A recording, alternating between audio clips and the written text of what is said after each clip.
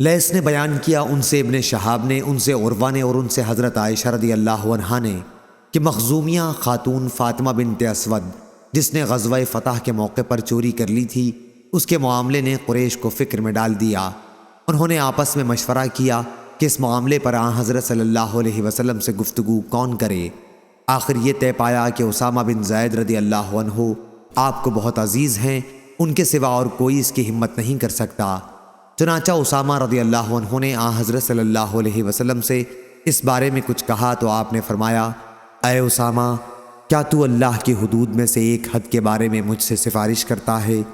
پھر آپ کھڑے ہوئے اور خطبہ دیا جس میں آپ نے فرمایا، پچھلی بہت سی امتیں اس لیے ہلاک ہو گئیں کہ جب ان کا کوئی شریف آدمی چوری کرتا تو اسے چھوڑ دیتے، اور اگر کوئی کمزور چوری کرتا تو اس پر حد قائم کرتے، اور اللہ کی قسم اگر فاطمہ بنت محمد صلی اللہ علیہ وسلم بھی چوری کرے تو میں اس کا بھی ہاتھ کاٹ ڈالوں۔ صحیح بخاری حدیث نمبر 3475۔